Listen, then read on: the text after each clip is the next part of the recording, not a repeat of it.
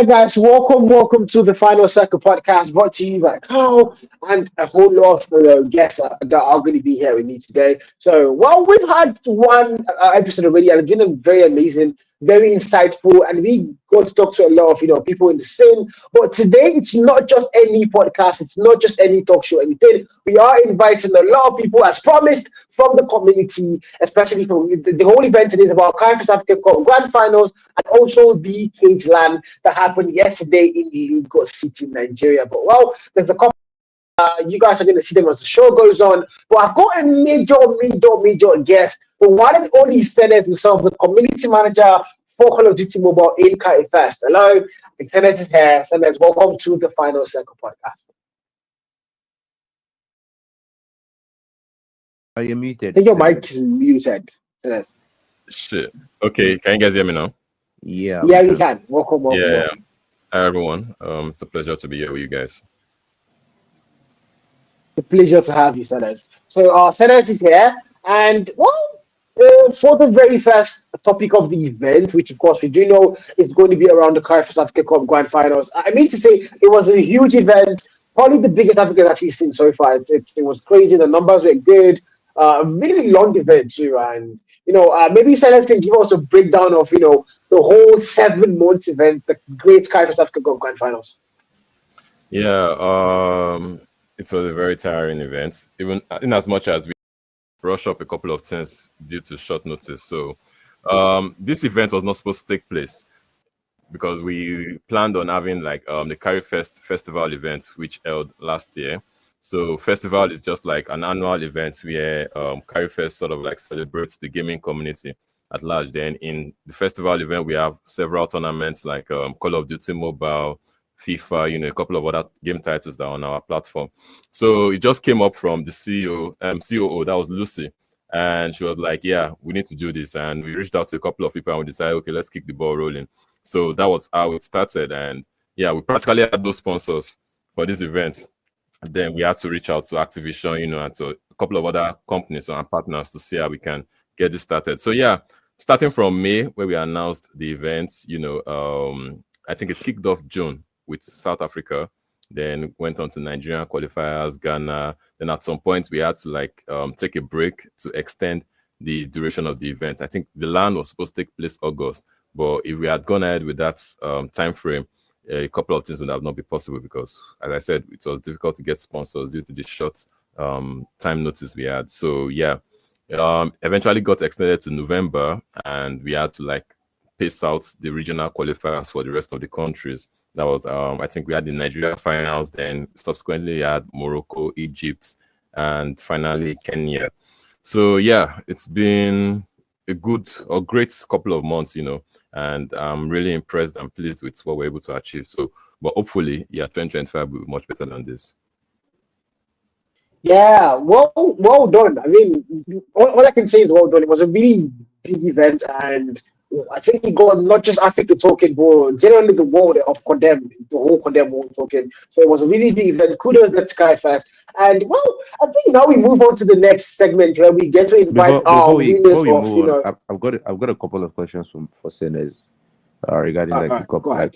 What was your biggest takeaway from the event, or would I say biggest learning experience from hosting the entire tournament for the entire region, flying them down, all of that? Yeah. So I'll say my biggest takeaway is that, teams need to do a lot more. If we think we are ready for champs, we need to do a lot more as organizations. Not just team, not just squad of players coming together to play. Because Carry1st had to cover a lot, in terms of transportation, that's flights, accommodation, down to feeding, and at World Champ stage, a lot of these things are not covered. You need to have a structured organization where that will come on board and support you. Then you would have a really huge prize pool, to benefit from. But we had a good prize pool. Yes, it could be better, but $15,000 as the prize pool is one of the biggest so far.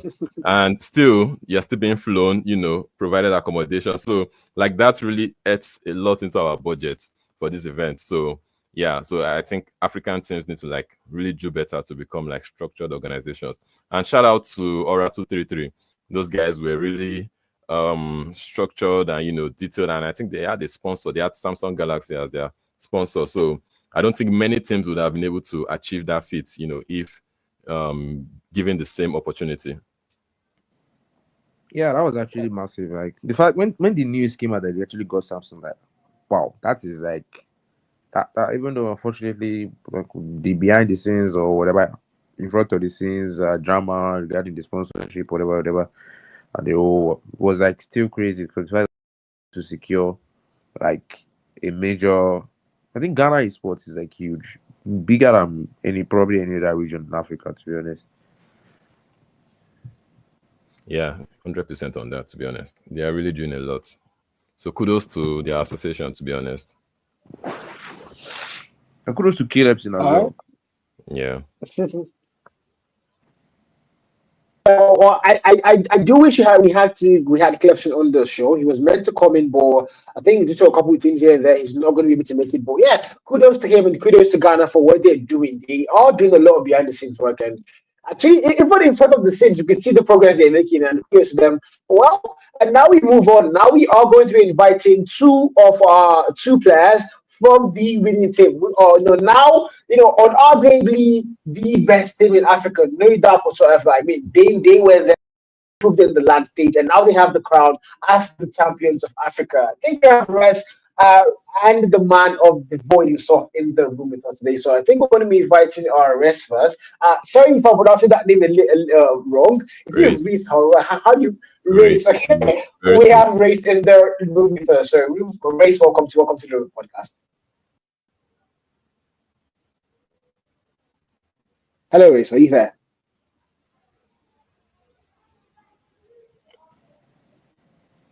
Hello, Race. I don't know if he's got mic issues. Probably having a couple mic issues. Okay, probably has mic issues, so maybe he might be joining us later on. So I think we're just going to move on to the one and only, Devoid himself, the man that, he was the Carry1st Sports major player, and we saw him leave and come back for the Africa Cup, and from nowhere, Devoid is back, and Devoid definitely cooks. Star player in that lineup, the one and only Devoid. So I think we're going to bring in Devoid now to the main stage and ask him how he felt within the, just imagine you come all the way to Kenya and you just go with the crown, undoubtedly, you win everybody, and you clear everyone's doubts, not just gaming all the number one in Africa, no doubt whatsoever, no questions asked. The point, how does that feel?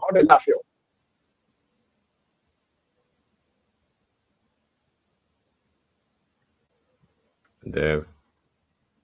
Hello, I think Reese is back, but I don't know if he can hear us. Okay, Reese, if you're back, can you say something? The voice is also AFK now.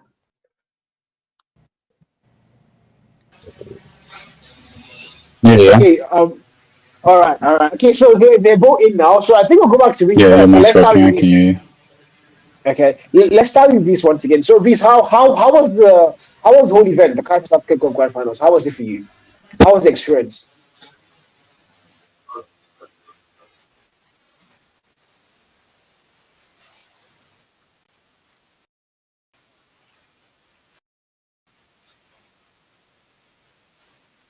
And having such a big tournament, I never saw this coming. It was amazing. Yeah, it was amazing. I mean, seeing all the players in that line, it gave me this nostalgic feeling of wow, this is something huge, and this is something that it's going to put Africa on the map. So big kudos to Carry1st for that one, and big kudos to you guys, the players, for making this work. So now you guys are now undoubtedly the best team in Africa. How does that feel? Because now nobody can tell you, oh, you've not proven it, because you clearly have. So how does it feel to be Africa's best and number one team? It feels surreal, having won the finals. It's hard to describe the feeling. Honestly, I feel like the main final for the tournament should have been us versus S7, because that was a lot closer than the finals against the Kenyan team. But yeah, it's just surreal knowing that those came together. Through all our hardships and the trials and tribulations, we came out on top. It's just an amazing feeling knowing that we're the best in Africa. I mean, trials and tribulations. I think I love that phrase there.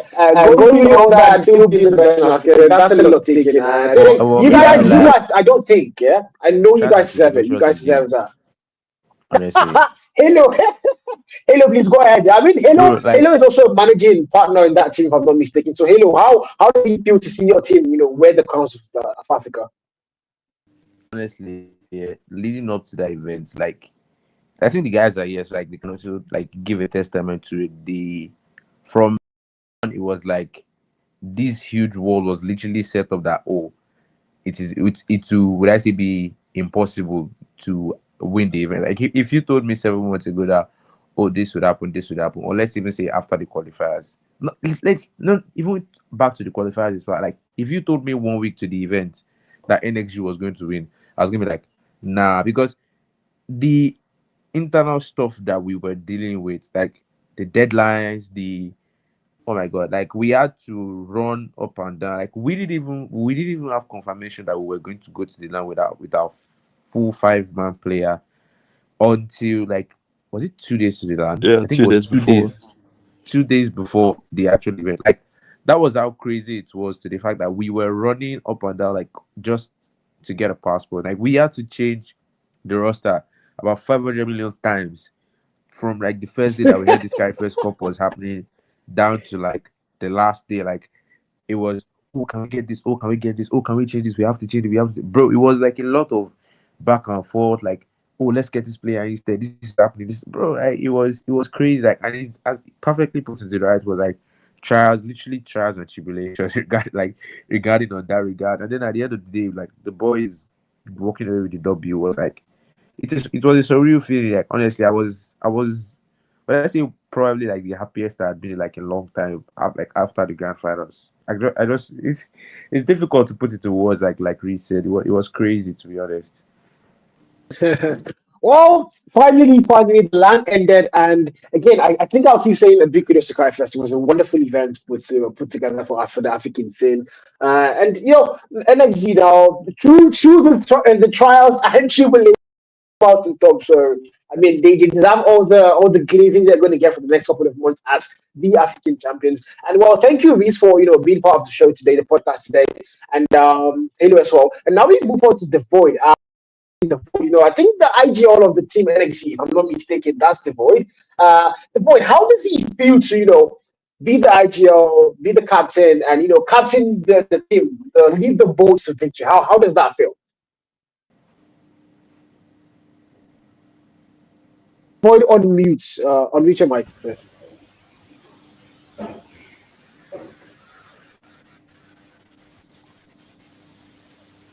So you said, Void. I think He might be shy. Wait. I can't hear anybody but like the people here. Director, Halo, Reece, Darroks. I can only hear these guys. Oh, you can't hear me? Oh, so turns out the phone cannot hear me. Jeread, can we fix that? Can we fix that, Jeread? Can you guys hear me? Yeah, we can. Yeah, we can hear you. Okay, can you hear me now? I can't hear Cal. You can't hear Cal. How about now? Yeah. How about now? You still can't hear me. Okay, that's crazy. If he could not hear me, I think somebody else has to ask him the question. Yeah, I can do that. Halo, please go ahead. All right. Go ahead. Just go ahead. Give me the question. Okay, so the question majorly for the Void is how does he feel to be the IGL, to be the captain of Noxious Gaming and lead that boat, steer that boat into victory, or being the African's best team? Yo, Devoid, can you hear me? I can hear you, yeah. Okay. Kai is asking you, how does it feel to be the IGL, the captain of NXG, and bring them to the win and all that? How do you feel of being their captain in their IGL? It feels pretty surreal. It's probably one of the best achievements myself and the team have made in the history of the Call of Duty mobile competitive scene in Africa. Being the IGL for the team, making those last minute calls, all those, it feels like an honor. I mean, it's definitely an honor. I mean, I myself I would feel pretty invincible to be able to do that at any point in time.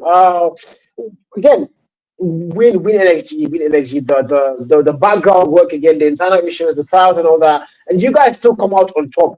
Now taking you back to before the LAN, let's take you back. Let's bring you back. Let's bring you guys back to the qualifiers. Did you guys think if Cast had been there, they would have also won that victory for South Africa? Do you guys think that? We should probably talk to Devoid. Okay, so Carl is asking if if Cast was still in the competition itself, do you think they'd have won the Carry1st Africa Cup for South Africa? If they were still in the event, I feel Cast would have definitely been a force to reckon with. They would have performed probably just as well. But they might have had a few additional hiccups along the way, but I think at the end of the day, they would have still brought it home. Perfect. Still brought it home. I think that's the spirit there. There's the South Africans being united. One more thing I've got to ask you is, okay, if it wasn't NXG, what was it going to be? If it wasn't NXG, who is it going to be to win the Carry1st Cup tournament? I feel if it wasn't NXG, it would have very likely been S7. We took them out in the semis. If we weren't there, they probably would have gotten past and went straight into the finals and taken the trophy home. So he wasn't NXG, it was going to be S7. I mean, the S7 NG supremacy once again comes in there. NXG telling me if it wasn't there, it was going to be S7. But yeah, Reese and Devoid, thank you guys for coming on the podcast. God bless you guys. I mean, congratulations once again on the Carry1st Africa Cup Grand Finals and the immunity you guys show. Yeah, it's kind of insane. I mean, there's not been any controversial things. You guys have just been humble and straight to the point. I'm going to respect that as well. No, exactly, no violence. I mean, if it was some teams, I mean, they would be out here flexing on everybody else. But NXG is just telling you they came and they just saw and they conquered, and that's how it's meant to be. And good one for them. Congratulations once again, NXG. I think now we are going to probably be inviting Aura 233 and Delta Esports. But before we go there, Carry1st is here once again in representation of Carry1st. Senez is here in representation of Carry1st, the one and only Senez himself. So Senez, we want to ask you, on day one, we had this whole conflict of the DQ, the back and forth. What do you make of that situation there? The whole DQ of Delta and not holding up. What do you make of that situation? Yeah, can you hear me? Yeah, we can. Yeah, I think the situation was perfectly explained. In as much as, yes, within the rule set, it says a player should, or the team rather, the players in the team should equip unique operator system, and that should be maintained for the rest of the match series. Yeah, so of course, everybody saw what happened. Storm switched his loadouts, and he had an annihilator on the sniper loadout.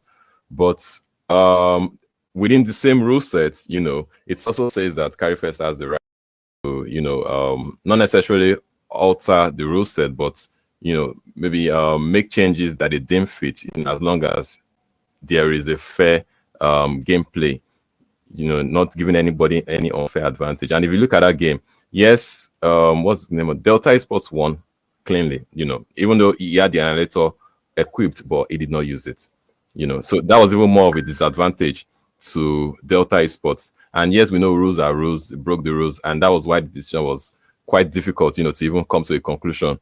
And we had to meet with several heads, within the organization before we came up with the decision that to replay the game. So there was an appeal system in place where we got the captains from the captain rather, or the manager from Delta, and the captain from Aura 233 that was ruined. So we just felt, okay, what was fair was to give the match a second opportunity, give them a second chance to replay that game.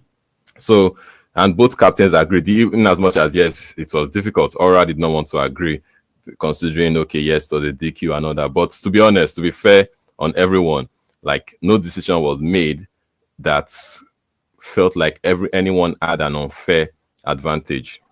I think that's what we just need to maintain. Yeah, we need to keep the game going smoothly and to make sure it was fair on everyone. And that was why we came up with that final decision to have the replay. All right. So, Hello, do you have anything to ask about that particular situation as well? Because I know Halo is an experienced mod, when it comes to the African scene and Call of Duty Mobile. So, hello, what do you have to say about the decision they were actually were able to come through, and the whole DQ stuff? What do you have to say about that particular matter, hello? Well, at the end of the day, like it comes down to an organization's perspective on what they think should be done. Because at the end of the day, like every single team, the moment you sign up for a tournament, you are agreeing to like the terms and conditions of that tournament, and those were written in the rule set. That Carry1st does reserve the right to alter and make changes to uh situations where they deem fit and where it doesn't provide an advantage to either the opponent or the team in question. So I think at the end of the day, when everybody saw it, we were like, "Oh, it's a DQ." But then, like, if you think about it, yes, it would have been a very shitty DQ to give because uh, Delta did win that game fair and square. And that aside, even down to the replay itself, like we still win the replay. So it's not like as if based off that game, Delta was given the win. I mean, there was a replay which Delta could still have lost. You get so, but they didn't, and they won the game. So, as much as we might want to hang over the situation of where there was a potential DQ or not, I think Aura still lost even the replay. So, which shows that Delta did actually deserve to win those games because they put up a brilliant performance, to be honest. And they had comebacks, massive comebacks in both games, man. From two rounds down. Like yeah, both maps, same situation, same scenario. Choking, like that entire weekend was full of chokes, to be honest. Like every single time it was raid control and somebody was tuning up, it was like written in the stars that you're not winning the game. Like it was like that stage was like composure lost, like zero ice, zero clutch. Everybody was just choking. 2-0, 2-0, 2-0. Like it was just crazy. But like kudos to Delta, to be honest, because they put in the work in the replay as well, and like they got their bread. All right, so we do have Reed here.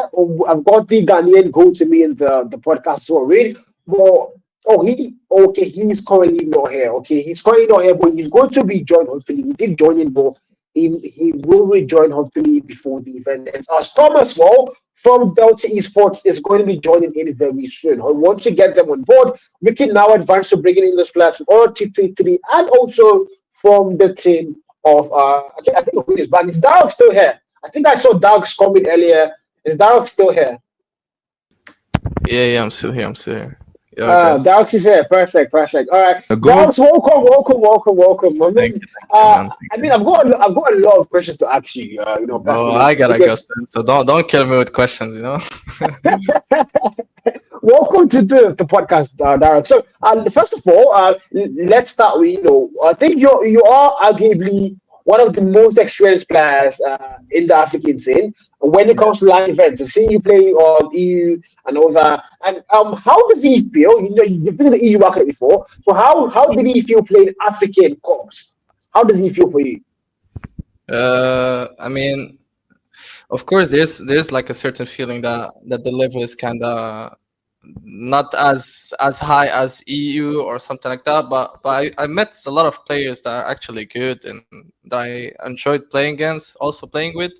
So yeah, it was kind of fun meeting all these African players for the first time, playing against them, watching how they're playing, their style, because it's kind of different from the other regions, and that's what I like the most here in Africa. So yeah, I would say I had fun, and the feeling that I had is more like a fun feeling, having fun playing against them, looking at their face, body shooting them, smiling, So yeah, I would say good feeling, to be honest. Okay. The body shooting. Yeah. Really, yeah. Jeread, sorry, Storm is trying to join, but it's saying it doesn't let him join. So if you can help me address that. I don't know how, if I leave the room, which is the only way I can actually get his number for you, I definitely leave the live source. So I don't know how you're going to get to Storm. I think check my TikTok DMs if you can. His number is there. Text him and try to Yeah, I've fix that actually issue got his so he can number. actually join I've actually in. got his number. Okay, hello, please. All right, please help him join the lobby, please. He's trying to join in so we can bring in Delta and Aura. But again, back to Darroks here. Back to the man of the hour here, Darroks. Well, Darroks said something that actually got me there. Saying AF is not as competitive as EU. I think he made that clear. And well, I'm going to say, you and Sun Esports, it was quite a stellar performance there. I won't lie. If you go to my YT channel, I made a poll, and I think on every single lineup I did, I think I put Sun at number 5, number 6, number 5, number 6. I didn't see you guys going as far as even 4th or any of the third place there. So, do you think you guys were written off too early, and you guys had a lot more to bring to the table? Okay, listen, I'm actually really proud of my team. In the beginning, before the tournament, I was like, in my mind, I was like, I'm just gonna go to the LAN, smoke everyone, even if I lose, it's okay. I wasn't expecting that much from my team. But to be honest, from a team that didn't play for like 1 year, they took a 1-year break. One of the players switched from iPad to phone. He played on 60 FPS on the LAN. I didn't expect to arrive to make them win till top 3 and beat CR7 for the top 3rd place. It was actually good, and I'm actually proud of them. Even though we didn't get the win, I didn't expect the top 3, so I'm actually happy for them and also for me. So yeah, that was good, to be honest. That was good. I'm going to say, I mean, I would lie. I would pretend I knew. I didn't even know someone was top 3. I thought someone was 4th place. You guys won CR7 for 3rd place. Is that it? Yeah. We played like a. I had no idea. I had no idea. Yeah, we're good. We played an off-stream match and we won them 2-0. It was a best of 3, so yeah. Are you for real too?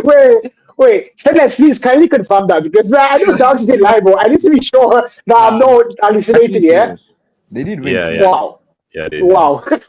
I don't know what to say. Hello, please. Have you got your storm on? Hello, have you got your storm? No, in a second. I'm still trying to sort. All right. So no, wait. Now, I need to understand how crazy it is. You guys don't know how crazy it is. Sun Esports, even I mean personally, I did my own little in-house analysis, and I was like, there's no way Sun are going to be top. They might finish 5th or 6th. CZY and Sun were like my competing. I had the same feeling. Yeah.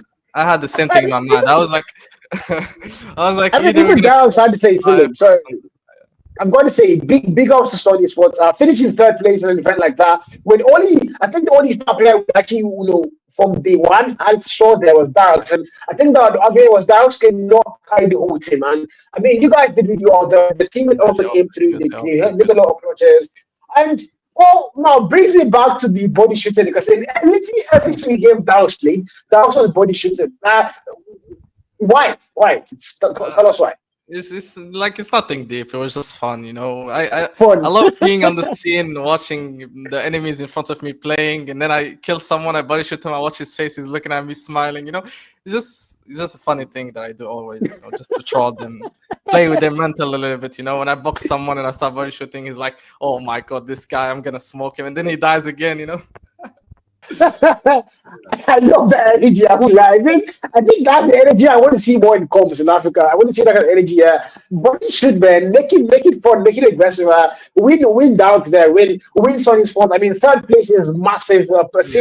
Nobody even saw you guys win anywhere. So big ups to you guys, son. And hopefully we see you in a lot more African comps. Of course. Are we going to see you in a lot more? Are we going to see you in Africa a lot more? I'm planning to play the next year league. I think it starts from January, something like that. So yeah, don't worry, you guys gonna see some body shooting again. Don't worry. Let's go. Thank you very much, guys. That was Darroks from Sun Esports and from Morocco. God bless you coming on the final second podcast. Thank you so much. And now we go on to before we invite in Aura 233 or release here in representation of Aura. I don't think Calebson will make it today. I will text him one more time. Hopefully he does make it. But really is here. Before we bring him on, I think we might also have CR7 coming. I'm not really sure how possible that is because they are really tired. I mean, they did win. They did not win the Carry1st LAN, but they came back home to win the Cage LAN, which is once again, putting their place as the best African, the best when it comes to LAN events. So yeah, wonderful event for them again. But now moving on to the next time. Delta Esports on our Twitter, which is obviously the most controversial topic of the day, saying these two teams currently have, well, I wouldn't really say bad blood, but they have their own, the own DQ issue in front of them, and both sides are clearly, they have their own opinions on what really happened that evening. I don't want to bring Real on till we have Storm. So once Halo confirms that Storm is in here, Storm is here. Oh, okay. Is Real still here as well? So we can bring them on and. All right, perfect. So, hello guys, it's the final second podcast brought to you house. It's not 1 month. There's a whole lot of people in the background making the event work, particularly Jeread as well. Senez from Carry1st is here. We've got Halo in the building. Seb was not able to make it here today, but yep. I am Carl, and now we are going to move on to bring it in R233 and Delta Esports. One rep from each team, to go and talk about. Sorry? Calebson said he's coming on. Oh, Calebson said he's coming. Oh my God, that's even more party, more fun. But first of all, I want to bring in Storm from Delta Esports. Storm, if you're here, mute your mic and let's have a discussion. Hello, Storm. Hi. Can you hear me? Welcome. Yeah, we can hear you. We can hear you. Welcome to the podcast. So, first of all, I'm going to ask you, how does he feel to be the host country of Carry1st? How does he feel to know that the Carry1st Africa Cup, the whole Africa came to your country? How does that feel? How does that feel? Yeah, it feels like a great representation. Even if you're not able to win like the finals, at least you are able to host it. Yeah. Perfect. So you were one of the standouts. I think we even voted you as the best sniper in the whole event. You had some spectacular plays, not just some, a lot of spectacular plays. How does he feel? How and sitting down there with your phone and your headphones and the call outs in your ears, and taking out those players one by one? What was that adrenaline for you? Like how did you feel?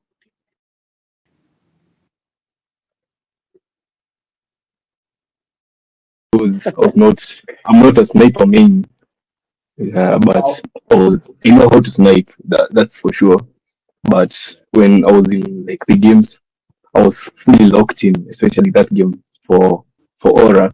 I had to lock in for my team because we couldn't have gone home the first day. It will be disappointed, especially the Carry1st was held in our country. So I had to lock in. Yeah. Yeah, you definitely had to look in. And again, even back to myself, or if you go to my YouTube channel, you see the poll. I made a poll, and I think I made four options, and I was forced to use Delta as number one place in one of them, since you're the host country. And then the other polls, I put Delta fifth, sixth, and I'm like, I don't really see Delta. I think fourth in a couple of them because I was more between you, Delta, Sol, and CZY for third. Fourth, fifth, and sixth. But you guys somehow were able to make it all the way to second place and almost would have won the whole thing. Well, except for the fact that NXG were just too strong. How does he feel, being able to beat top two? How does that feel? Before the tournament started, we made our minds clear that we would win the tournament or just the count of three. You see, we were so sure you're gonna win the tournament, but we don't know what happened in the finals. We lost our groove mid-game, and we were not able to achieve the final, to achieve the winners. But it was a big accomplishment because for our first LAN tournament and for our first tournament, we were able to become top three and become number two to defeat great teams such as Aura 233, Sierra, and Sun Esports. Yeah, it was, even if we did not win, we'll still put that as a big achievement for our team, and we're still here to win more tournaments in the coming future. Carl, can I just say one thing? I think personally for me, Storm was the man of the tournament. Yeah.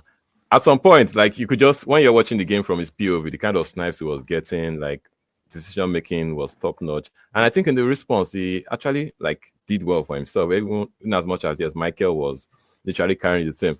At some point, honestly, I think Storm was close to being the MVP for the tournament, but because of the various factors that had to be looked into, so it was given to Bimpu from NXG. But yeah, just Storm, man, close to you. Like, you really did well. Like, I was literally behind him, like, watching. At some point, I checked this guy's device, just like, what's up, what's going on? And yeah, no. It was really good.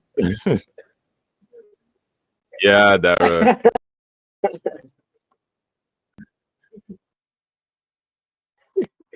But yeah, good one, Storm. Good one.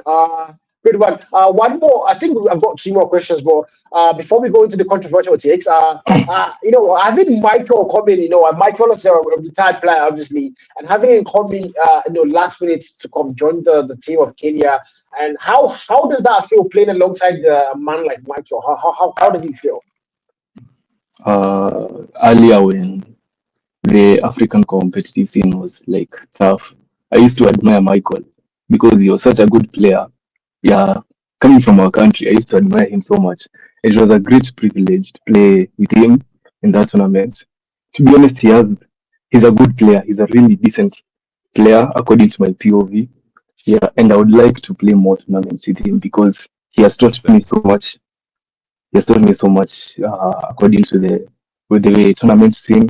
Because this was my first tournament, like ever. Wow, So first. Wow. yeah, Wow. I've learned so much. Yeah. Wow. Yeah, like it's my first big tournament to play. So he taught me so much regarding the tournament scene, and yeah, I give up to him. Wow. Halo, do you have any questions for Storm? No. I think maybe the one question I would ask for him was like, what team are you joining next? I don't know. I'm not sure.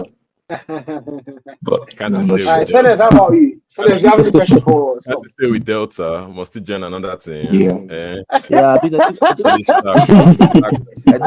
I think Halo wants to poach. Halo wants to poach. Well, I Both think of one that's thing not you would happening. like to see, no, regardless, one thing you would like to see is to see a team, come up to that level and still grow from there. I think that's one thing, like, we encourage in the scene, all these players come up and you're just eager to snatch them. Like, come on, let him grow with his team. Let the team grow. Thank you. Thank you, Senez.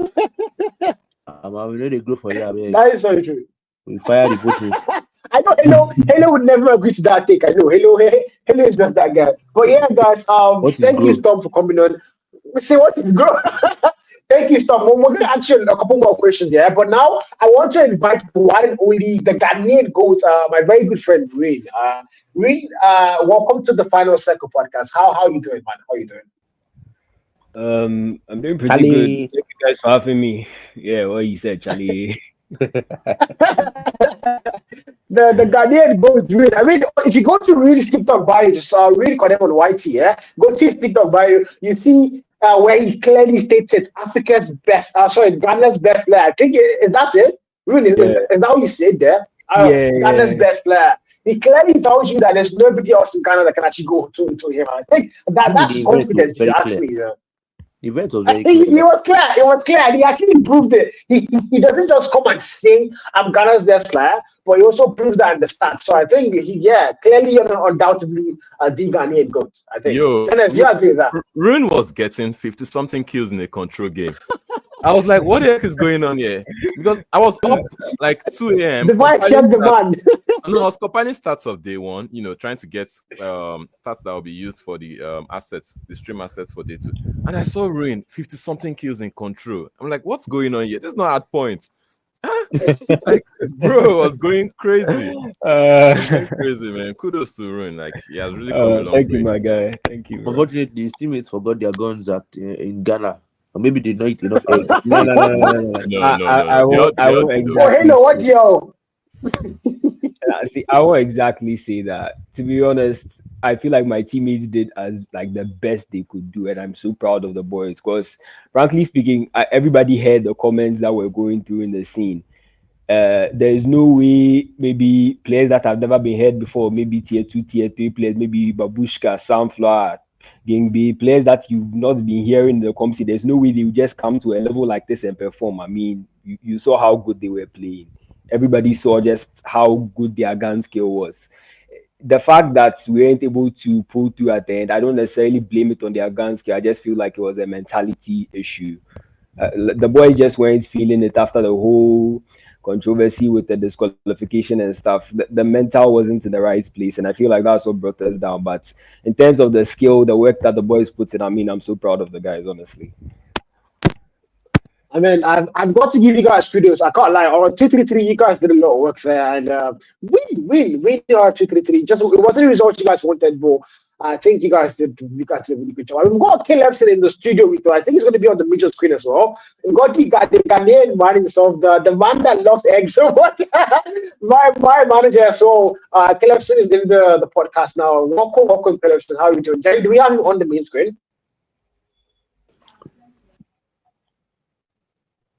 Okay. All right. Okay, he's still doing mic checks, so Calebson will join in the main studio soon. But he's doing mic checks in a couple of things. But yeah, we've got Calebson here. Yeah, we can hear you. We can hear you. Bro. The stream can't hear you yet, so.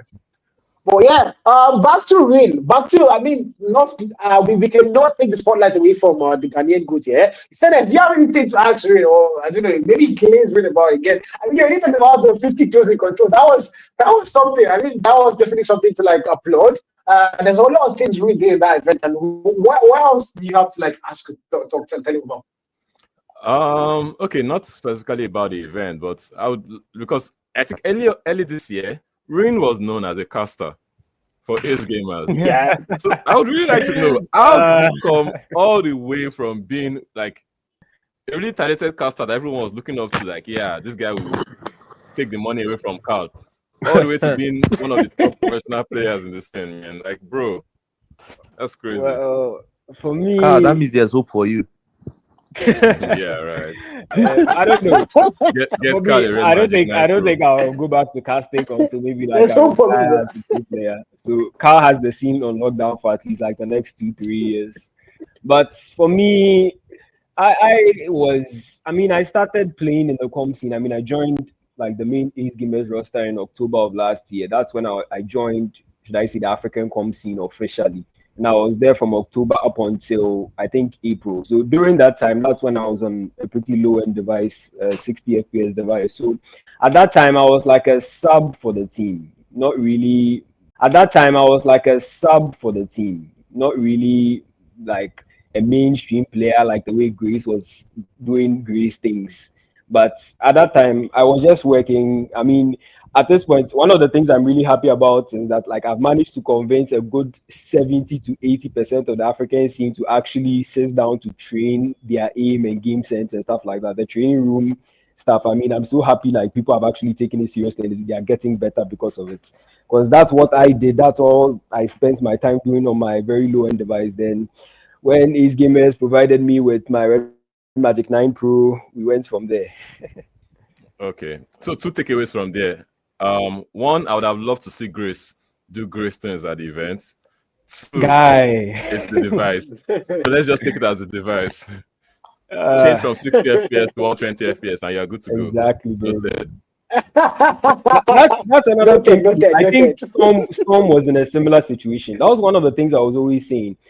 I always had like the Delta Esports team on my radar because I was like, first of all, I know Kenya plays on really bad ping and network. 2, I heard the Delta Esports roster, most of them were on 60 FPS. And like in my experience on playing them online, yes, we would beat them by a huge margin online, but you can tell that for people on 60 FPS, they are moving like really good.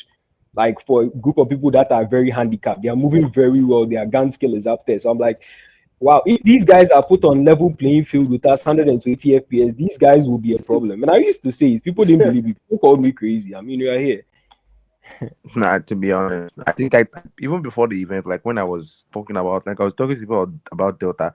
I mean, in my predictions for the event, I had them as my dark horse. Like, I knew very clearly what they could do if they were able to, somehow get like 120 FPS devices for like the LAN event. And I mean, everybody saw like they were flying, and even with the addition of Michael coming back, like, bro, Michael is the definition of what I would call a grinder.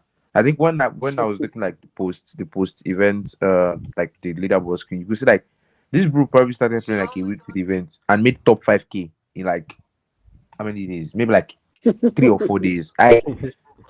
To be able to do that takes some level of grinding and dedication like that most people do not even have. So almost Michael was to come back to like the scene, bro. I think many people forgot like how good he really was. And even Rowan was like, hey, he was doubting the gospel of Michael.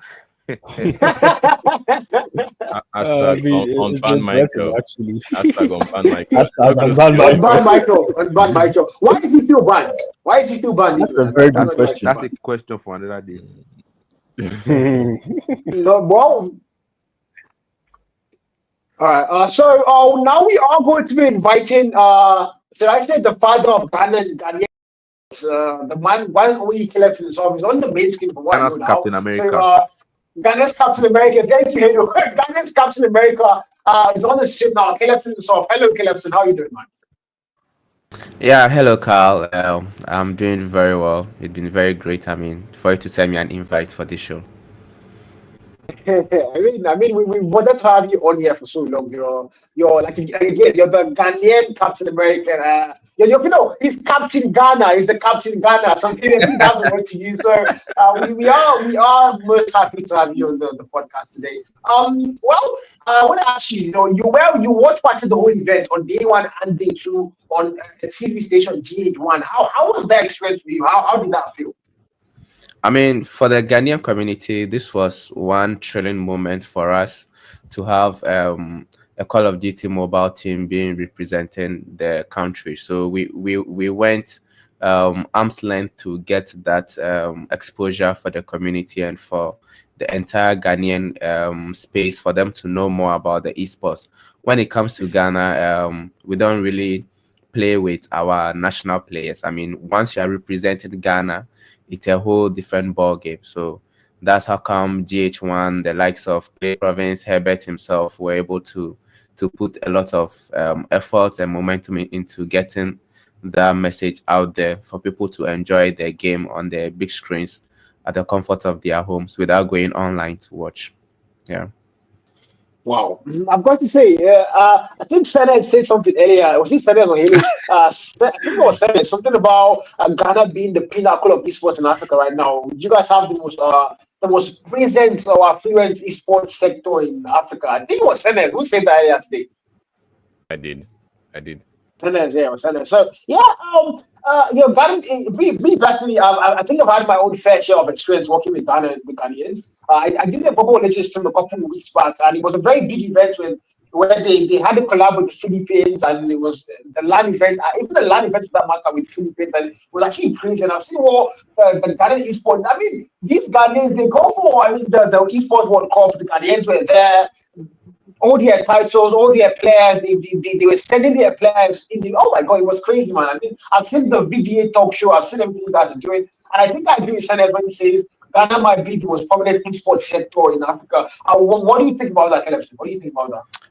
Oh yeah, I think Ghana has been positioned in a very good place. When it comes to esports in Africa, we are part of some of the known countries spearheading it in Africa. Not only with Call of Duty. I mean, when it comes to the EAFC and other games, and I mean, most countries are learning from us. It's sometimes very surprising and sometimes very entertaining to see the likes of Nigeria learning from Ghana because the structures have been put. Don't start that. The structures have been. The structures have been put in place for everything to work as an esports team. I mean, despite me managing a Call of Duty mobile team in Africa and then mostly under the Nigerian community, any fault that goes towards the team, the association in Ghana gets to regulate whatever goes on. Comes in terms of fines and bans and payment and all those kind of things, aside what we are doing in the community. So the well-structured system over there for the esports teams and then the organizations as well. So I would say we are really doing very well at that side of things and then putting the country onto the map and then the international stage as well. All right, so now the Carry1st Africa Cup Grand Finals, finally ended. You are a major sponsor in partnership with Aura 233.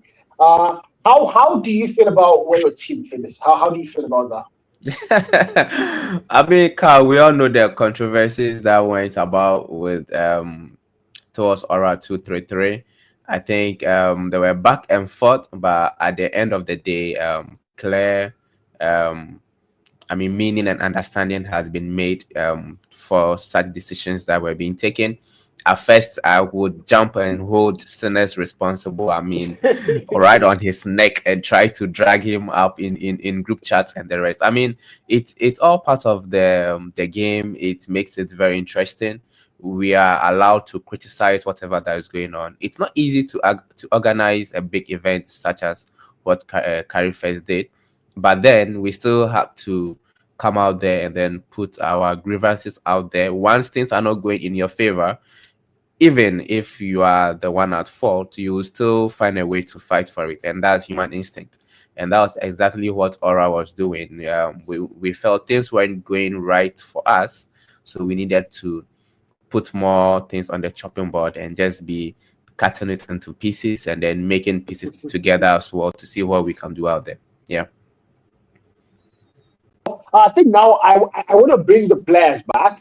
Thank you, Calebson. Thank you so much for your thing. I've got a question for Calebson. Like, how you took that Ghanaian sponsorship from Samsung? I mean, that sponsorship from Samsung was a partnership deal between Play Province and Samsung. So we need to be very, very skeptical about this. This is a partnership between Play Province and Samsung. And Play Province happened to Play Province and Ace Gamers happened to collaborate in creating Aura 233. So that is how come the partnership was able to transition to the side of Aura 233. So big ups to Samsung Ghana. I mean, they've done very well. So I mean, after the announcement, people have been in my DM. How were you able to get this Samsung partnership and the rest?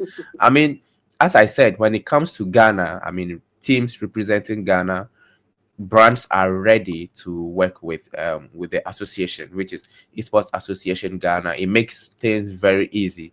And then shout out to Boss Herbert of Play Province. Yes, he played a very instrumental role in getting that sponsorship deal coming to the table, and we had to rally behind it and push it, make it a spectacle for the entire continent to look up to. Yeah, sorry, just stop what Calebson just said.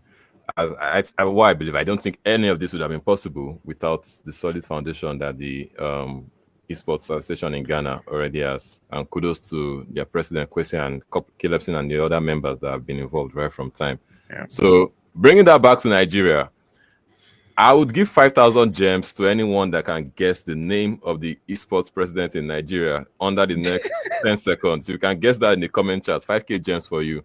Do we actually even have an esports president in Nigeria? They have. They have. We have a, let's say, quote unquote esports president.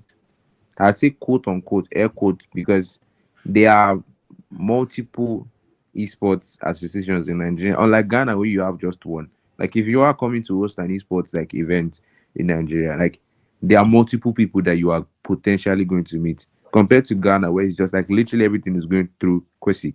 In Nigeria you can go and meet Eniola in Gamer or Dami, or like you would go and meet Kumi in Game Evo, or you meet Dr. Sid in Contender, or you meet this esports federation, or you meet Adebayo in 10 and 80. Like there's just so everything is just so decentralized. Like there is not one single association where like okay, if anything is if anything is actually happening in like Nigeria, or like any country wants to bring anything to Nigeria, you have like one set esports body that is handling it or can delegate this event to like any organization, be it Gamer or Contender or 10 and 80 or wherever it is that it is coming. You get. So that's it. We have a lot of work to do in that regard, like having an officially recognized esports board, because one day you see Damilola Pedro doing interviews with the Minister of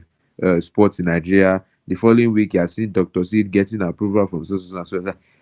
Who exactly like is in charge in that regard. I think that's where that's not my job anyway. I can't really have to say that, but that is where we need to, like, in Nigeria, need to work on. Yeah. So honestly, it's a chaos. It's like it's chaotic right now.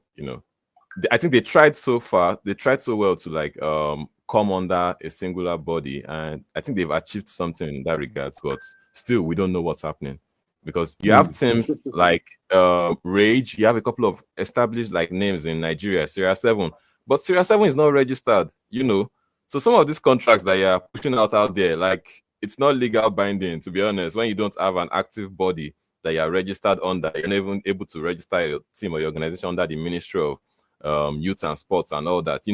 I think at Cage we saw the Minister of Youth and Sports there, but bro, what are these guys doing with esports? So yeah, we still have a long way to go in Nigeria. So let me not waste your time on all that. But kudos to Ghana and kudos to Calebson and the team. Kudos to you too, man. Yeah. So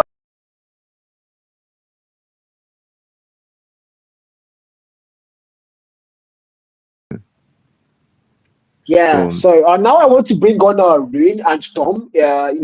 So again, let's go back to the DQ thing, the DQ situation, and what they think particularly about what happened there. So I'm gonna bring in Storm first from Delta Esports, and the DQ was, I think it was Storm. Now wait, no, I think I'll bring in Storm last. Let's bring in Reed first, because the issue now is Storm was the man that was responsible for that. Just bring them both on, to be honest.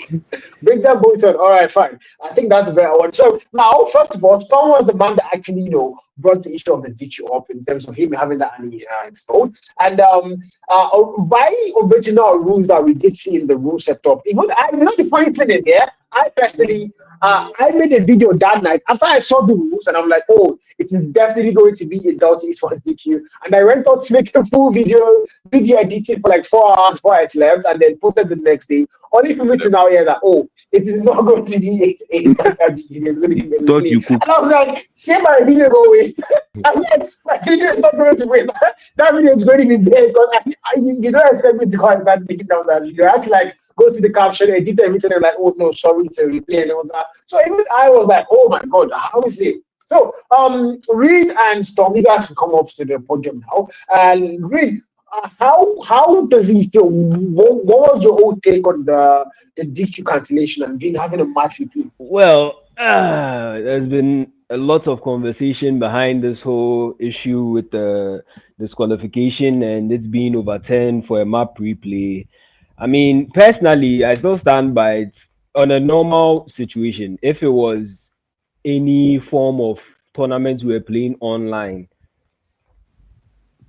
it has even happened in recent times. I remember, I forgot the tournament, Calebson, do remind me, the one that Ace played versus NXG. There was a situation where we got disqualified that's for APC. Yeah, that was the tournament. APC, where we got disqualified for just picking up an AR and not even using it. The fact that we had I remember that one. That was an instant DQ. They overturned everything, didn't listen to it. That's how it has always been. And in that situation, we just accept it because it's been like that. So, which is why we felt that, oh, okay, coming into a tournament this big, something like this, we saw the DQ, we reported it on time, everything, all the procedure was followed. So that was why most people were even asking like that. Everybody was like, oh, this is a clear DQ. I mean, move on. This one, there's not much talk about it. So we did find it a little bit strange later on that we were called back asking for a map replay.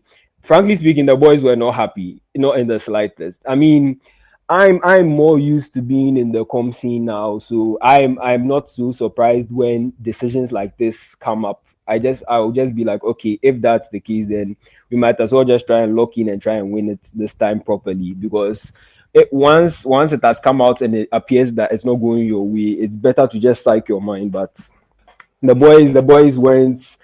I mean, they tried their best, but I could understand why they weren't in the right state of mind to play the game. But yeah, it is what it is. We move on. So, well, I've heard you. Stop. How does he feel? Like, did you feel any sort of guilt, like, being the reason that DQ almost happened? And how was the whole situation when you guys got to play? How did he feel for you and for the Delta team? Okay, so for the starters, I just went to use. How did it feel for you and for the Delta team? Okay, so for the starters, I just went to use.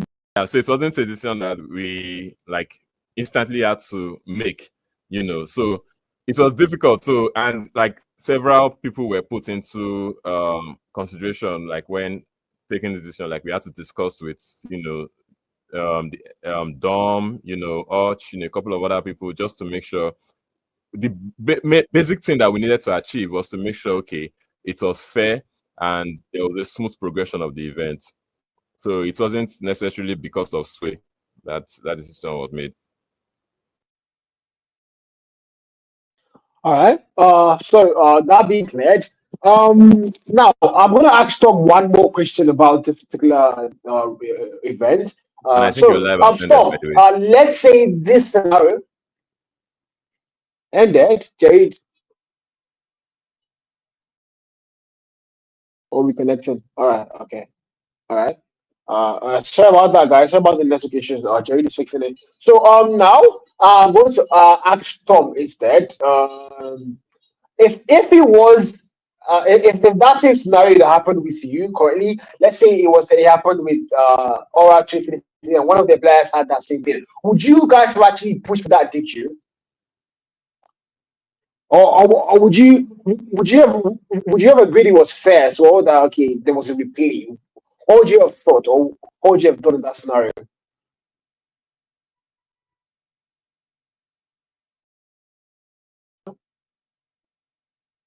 Yeah, yeah.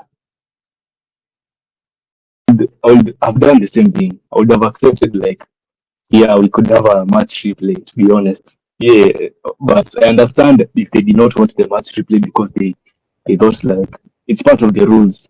Yeah, the rules are set there to be followed and not to be broken. But in my point of view, I would have just accepted we go for the replay and we continue the tournament.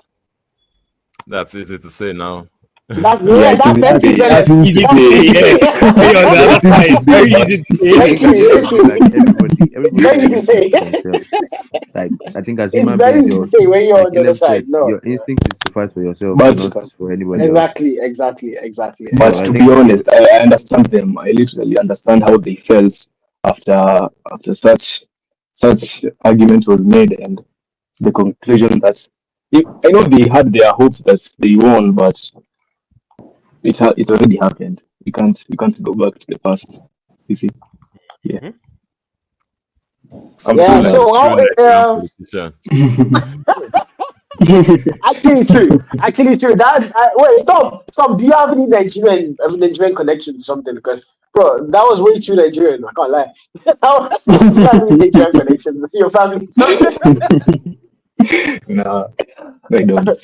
But yeah, win again. Win Carry1st, I can't lie. Win event. A couple of ups and downs, but the event was absolutely a banger, and I think it put Africa on the map for sure. And hopefully, a lot more of events, not just Carry1st, but events like that do come up. I think now we are going to close the discussion of Carry1st and go on. I think now we've got one last thing to talk about before the podcast ends. We're going to be ending the podcast by exactly 7:50 p.m. In preparation for the stream we have later today on this same channel, the AFAU thing. But yeah, now we go to the King's Land. I was at the King's Land. I was there. But no Asikata. I just went there to support the boys and have fun or I had my side plans and all that. But yeah, well, CS7 once again came out on top, and they I think they've cemented their place as probably the best NG team in the best team in NG. And well, NATO finishing fourth place. That is a topic of discussion. I don't know. Halo was at the event. I think Halo was the major board. Halo, what do you have to say about NATO gaming?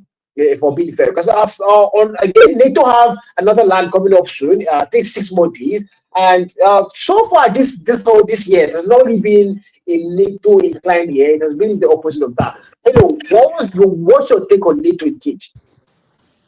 I think the kind of what I say, well, if you are good, you win. If you're out, you're out. So, That's like way too there's direct, not man. there's not really much to say about like NATO in the entire event. I think you play poorly, you can't win. I think they were just the other teams are just better than NATO last weekend. So I think when it comes down to it, when like get down to those clutch moments, I think NATO always like lose their heads. Like they've never been able to pull off like a performance when it really matters. So I think it happened in Carry1st. We saw that in Cage as well. Like we've been seeing that has been a thing for NATO throughout the year. So it's not really something that is new. They've always been like bottling whenever it was Calm down. I would say cut NATO some slack, to be honest. Like NATO has always been there, you know, for the fact that you're always present in the finals or semi-finals.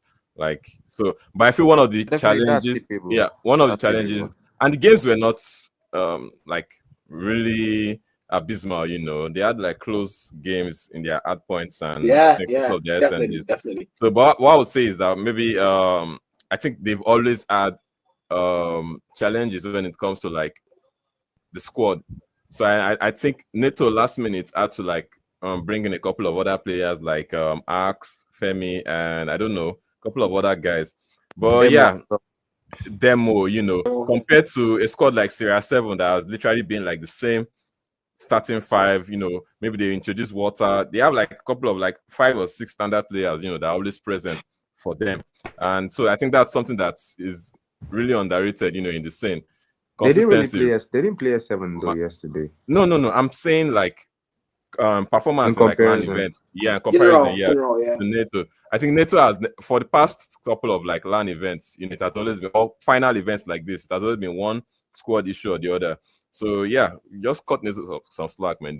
At least they got to that stage, and you know, they are still always one of the top 4 teams in the scene for Nigeria. Yeah. Fair. For me, I would say NATO like this, they have a very solid team. I mean, they've been playing together for quite a very long time. But then, so when they get to the final third of every tournament, they kind of find themselves hanging in there. It's like they are T1 and they are just marking time at one spot. It's time they actually change things up in that team. Shake some players up there. Actually, can I say something here? Yeah, sure. I've always wondered why NATO has not been able to perform. Like, if you take this entire year, NATO on paper is easily one of the top 5 teams in Africa. NATO on paper, but for some reason they can't seem to bring that paper stats into reality. And that's one thing I don't understand. I feel like if there's any team that could like really make value of like a proper coach, it would be NATO. Because I feel like they have the lineup. They have some of the best players in Nigeria, some of the best players from South Africa. I mean, take Cloudy. Cloudy is, in my opinion, Cloudy is easily top 3 in SMGs in Africa. And that's not Nigeria, that's in Africa. Cloudy's SMG is absolutely insane. You take X, one of the best ARs you can get in Africa. I mean, time. The roster is not a joke, but for some reason, they just can't keep up. And I feel like it comes down to like strategies and tactics and stuff. I mean, online, there are situations where maybe players would be lagging. I mean, that happens. But I feel like it's just they are not able to gel properly because they don't actually have the proper means of gelling together. So like in strategies and tactics and all that, I feel like maybe a proper coach would help them out. Well, to be honest, me personally, I would lie. I have no takes on that matter. I don't know what to get involved in the. I mean, okay, now when I came to the land, I think I came at the exact time when NATO had been kicked out of the 4th place, and with the complaints I could hear from the NATO players were device going up against iPad players, and they also had the issue of them saying, "Oh they were not happy."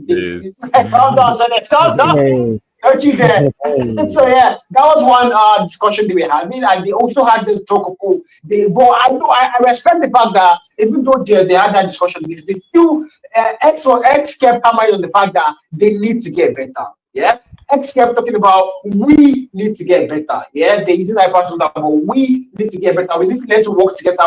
I think X said something that got to me was like, he was telling his teammates here, you know what, you guys go to rank 10P and play for Nuke, so you can get map awareness. I think that one of the major issues that event was map awareness. They were not aware of the surroundings and all that. So X was very key on the fact that you guys go to rank 10P, play for Nuke, so you can be able to check your maps and know, okay, this is how to create your map awareness. And that was something. So I think, yeah, they've got a lot of work to do. They've got a lot of work to do, but step by step, hopefully we see them be more dominant. Because, like they really said, they are easily top 5 in Africa when on paper, but when it comes to like the actual events, you just see them fall off. Like you don't see them doing anything. Okay, Carl, can I say something? Yeah. So sure. Talking about that device thing, yeah, I would say one thing. A team can only have as much confidence as their manager has in them. You know, I think the confidence a manager transfers to the team. Let me land. True. The confidence as a manager, yeah, the confidence you're able to transfer to your team matters a lot. Like at some point at Rage, when we had South African players, you know, I think there was this issue of South Africa not being able to play on EU server. Yeah. And like the ping will be so bad and they will lag and all. You know, players will complain. But you tell them, hey, you're in this tournament. There's nothing that you can do about it. You know, just lock in and play. You know, just find ways to adapt. Maybe, you know, okay, you can't take certain gunfights. You know, maybe take an Eddie or something. You get, like, you just need to be able to adapt. So if you have that mentality of, I'm playing against iPad players or these guys have unfair advantage, like, it makes no... I don't want to use the F word, but it makes no sense. You know, it makes no sense when you keep dialing on that matter. Like you keep saying it's unfair because you're on a phone. Yeah, bro, one of the best snipers that I've seen is on a phone. Synchro was sniping on phone then during MM and was taking off heads of people that were playing on iPad. So if you keep having that mentality that, oh, the on iPad and all that, as the manager, I feel it's just shitty. You know, for you to be able to transfer that attitude to your players, you know, to say, okay, this opponent has an unfair advantage. There are some decisions don't go your way in game. You know, you just need to get your players in the right mentality. And yeah, just like Ruin said, some of those players from Ora 233, they did not have that mentality because, you know, they've not had the experience of playing events like Ruin already has. You know, so in the situation where a decision changes last minute, you need to get your players logged in. You know, you can't keep complaining, oh, it's unfair. Oh, you guys are biased. You know, just get your players logged in and see the game through. So the old iPad talk, bro, I think it's already like I don't know. It's too late to keep complaining about that as a manager. Yeah, especially at this level of competition, to be honest. Like, if your mentality is, oh, they're better iPads, brother. I mean, literally, we had, like somebody said in the chat, like the best team that we had in Africa, arguably, this entire year, even though they could barely play any competitions, was Cast. And they were competing in tournaments where you could play iPad or phone or whatever it is. And they were dominant. Like, dominant in the sense that you could not touch them, if we were being perfectly honest. Like, they were smoking the majority of the competitions, and emphasis on the word smoking. I think in APC, the only map they dropped was because it was a 4v5. Like, it was like, and it was still close. Exactly, and even then it was still close. Like that goes to show that iPad or phone, it doesn't really matter. Like, at the end of the day, it's a skill issue. If you are good, you are good. If you're ass, I mean, Reese became a phone player. How many weeks to learn? How many days to learn? And I saw him playing like very comfortable. You know, I think, yeah, if you're on iPad and you use 6 finger, transitioning to 4 fingers on phone can be a problem. But, bruh, how many fingers does Reese use on iPad? Is it 4 or more? I'm never exactly sure. But I mean, like, transitioning that well to a phone, like, barely how many weeks? Like, I mean, that goes to show that no, like, device is, it's not a mentality, but at the end of the day, like, bro, that should not really be what you should be carrying on. Like, just like Senez said, if you transfer that mentality to your players, everything you just be saying is, oh, they are beating me because they're on iPads, and you won't leave the sport player in. All right. So, I think we've broken down into enough. Let's move on. Now, the other 3 teams in the event, the Cage Land, which are Zero Remorse, Rage Gaming, and of course the winners of the whole event, CS7. Let's talk about Zero Remorse. This all has been, I don't know, should I say off and on in the past couple of months, but I think they've been making a comeback to this thing. And their appearance in LAN, they did play really well with the players they picked up. Jeread coming in for Collar. Collar was able to get picked in LAN, so Jeread had to come in. Hydra, I can't really confirm the full team. I think Halo is yet to do that. But yeah, I think I'm the going to roster say Zero Sensei, Demon. Fadi, Kata, Hydra, You know what? Fadi, and Thank you, Halo. Thank you, Halo. I have to. You guys can call this glazing or whatever you want to call it. I don't care. But I'm just going to go ahead and say one thing. Sensei is a goat. I mean, and when I say goat, I mean literal goat. Like this man does not play any events, does not grind any comps or anything, and you just see the man in the LAN event, and he's still cooking everybody one by one. he's sensational, as Senzo would say. Thank you. That is what is sensational. I'm glad he's not actually attacking for games because normally Hala will be the person be like cow shut up. So I'm happy he's actually supporting this one because now we've got to give that man the flowers. You see the man come from nowhere to a LAN event and he does not struggle. He's always cooking back to back to back. I think that's something we have to look out for. Sensei, man. Big shout out to you wherever you are, man. Big shout out to Sensei. Big shout out to Zero as well. But now, the Red Gaming and CS7 for the grand finals and Tony yet to win in LAN. I mean, yet to win a raid. I think this is Tony's third LAN with raid, if I'm not mistaken. And now I think Tony's one of the players people love. Me particularly, I love Tony a lot. And I really know that he's in this stage LAN. Somehow, CS7 still managed to put it up. Yeah, get rid of CR7. That's the only thing to do. Just get rid of CR7. But actually, Tony really put in a lot of effort, to at least get. He was insane. I watched the stream. He saw the hard points against, was it NATO, the first game? Like Tony had like almost 2 minutes OBJ. That's something that you would not see normally, from Tony. So it showed, and the games were really close. It's always by a close margin, and a couple of smart plays and all that. So yeah, I said kudos to CR7. That roster has always been consistent.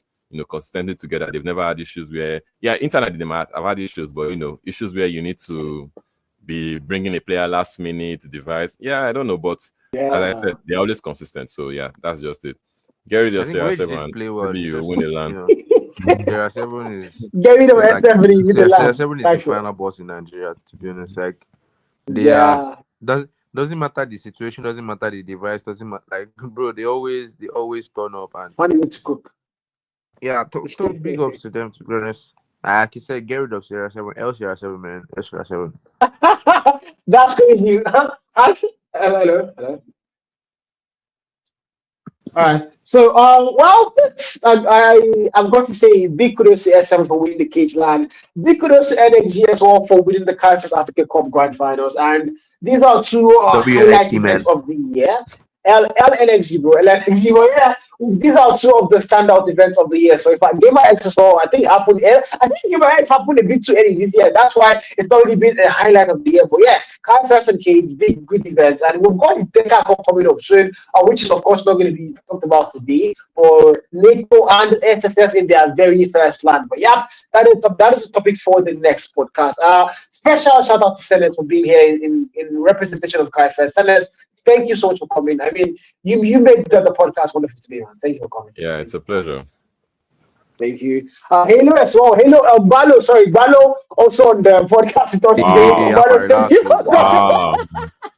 Thank you for coming on the podcast. All the guests we had today, Darroks, Devoid, Recce, Rui, the Ghanaian Storm, Calebson, the man, everybody I could not mention, guys.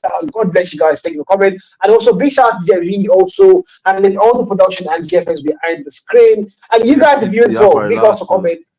God bless you guys. Thank you for coming. Thank you guys for coming. And we are going, there's going to be a stream by 8 p.m. It's going to be the AF thing. So you guys make sure that. And the next podcast is going to be on Sunday, if I'm not mistaken. And yeah, we're also going to be bringing in a lot of guests. So I think I've had a very successful episode too. Thanks to Senez and everybody for coming on. And yeah, it's your boy Carl. And we'll see you guys on episode 3. Time out, all love. GG's. GG's.